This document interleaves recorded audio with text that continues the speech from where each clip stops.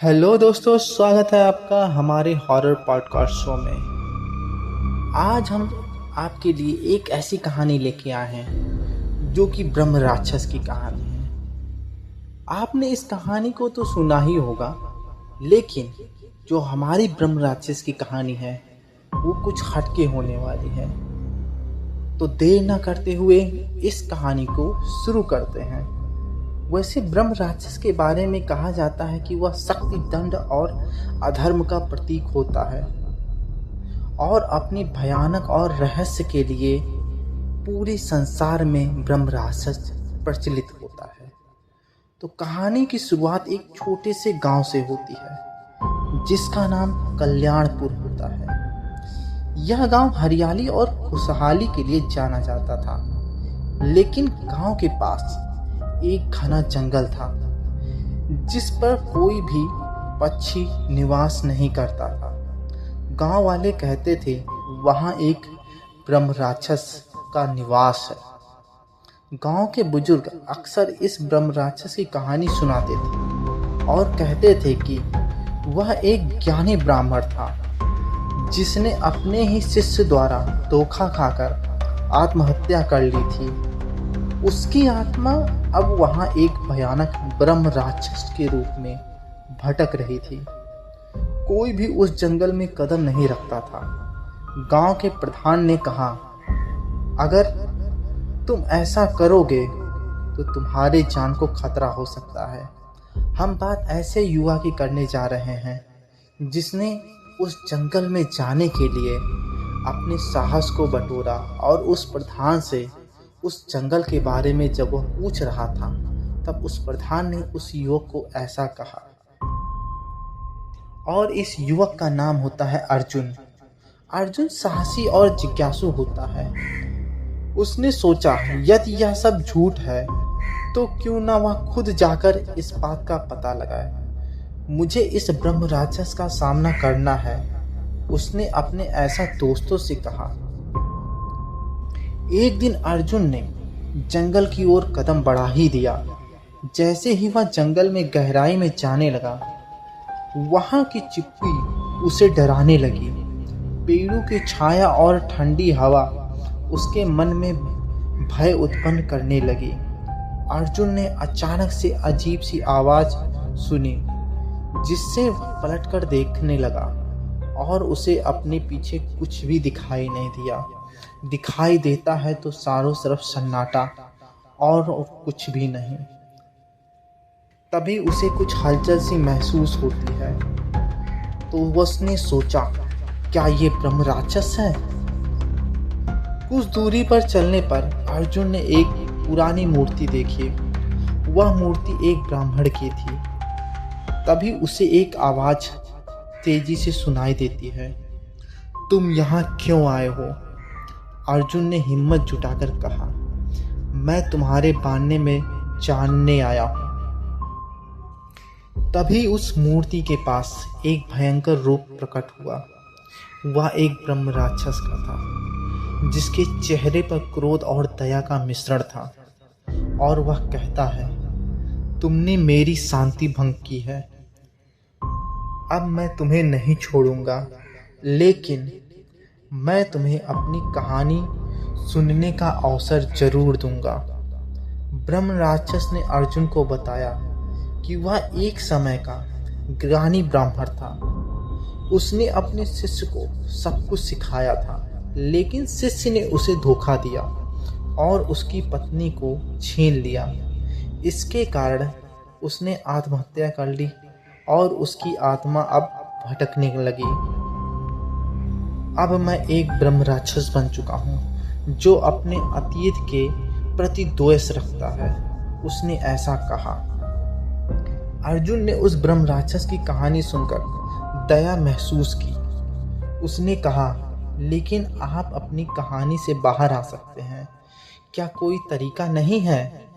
ब्रह्म राक्षस ने कहा, मुक्ति केवल तभी संभव है जब कोई व्यक्ति मेरे पूर्व जन्म की सच्चाई को जान सके। तुम मेरी मदद कर सकते हो। अर्जुन ने निर्णय लिया कि वह ब्रह्म राक्षस के पूर्व जन्म की सच्चाई को जानने के लिए यात्रा करेगा।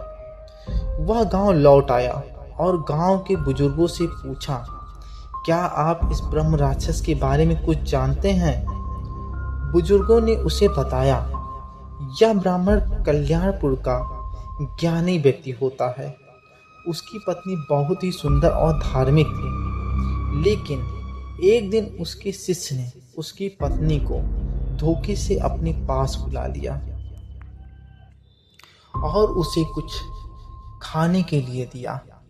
उस खाने में कुछ नशीली चीजें मिलाई गई थी, जिससे उसकी पत्नी को कुछ होश न रहा।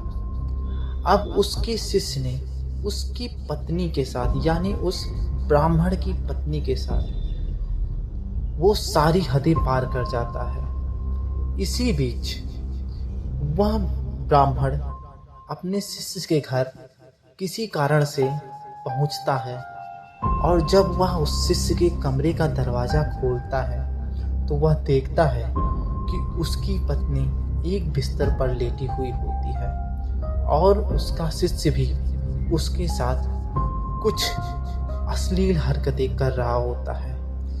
यह देखकर उस ब्राह्मण की मानो क्रोध से आपा ही खो देता है और उसने पास में रखी एक कुल्हाड़ी से अपनी पत्नी का वहीं पर गला काट देता है। साथ ही अब उस ब्राह्मण ने अपने शिष्य को भी वहीं टुकड़े टुकड़े कर दिए होते हैं। यह सब करने के बाद उस ब्रह्म राक्षस ने जंगल में जाकर एक पेड़ से अपने आप को एक रस्सी के द्वारा फांसी पर लटका लिया, जिससे उसकी वहां तड़प तड़प कर मृत्यु हो जाती है।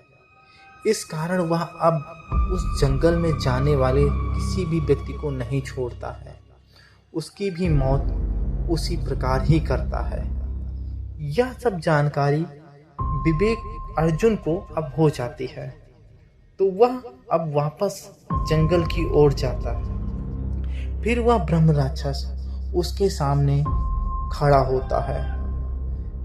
तो अर्जुन कहता है, मैंने तुम्हारे अतीत के बारे में जान लिया है। तुम्हारे शिष्य ने जो तुम्हें धोखा दिया है वह तो सही था, लेकिन तुम्हारी पत्नी ने तुम्हें धोखा नहीं दिया होता है।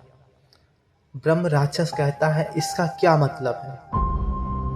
तो अर्जुन कहता है, इसका मतलब ये है कि तुम्हारी पत्नी इस कहानी में निर्दोष थी, क्योंकि तुम्हारे शिष्य ने तुम्हारी पत्नी को कुछ नशीली दवा देकर उसके साथ छल किया होता है, जिसको तुम समझ नहीं पाते हो और तुम सारा दोष अपनी पत्नी के ऊपर ही मढ़ देते हो।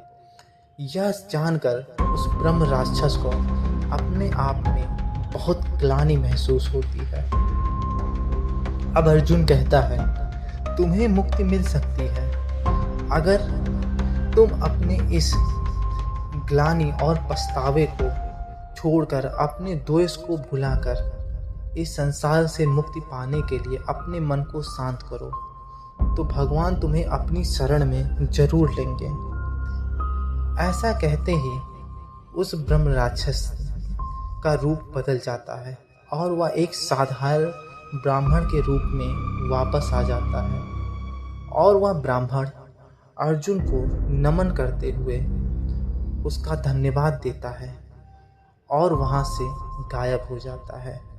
तो यह थी कहानी एक ऐसे ब्राह्मण की जो किस प्रकार ब्रह्म राक्षस में बदलता है, ये आपको पता चल गया। फिलहाल आपको हमारी कहानी कैसी लगी? अगर कहानी अच्छी लगी हो तो प्लीज़ वीडियो को लाइक करें और चैनल को सब्सक्राइब करना ना भूलें। फिलहाल मिलते हैं किसी नई कहानी में, किसी नए वीडियो के साथ। तब तक के लिए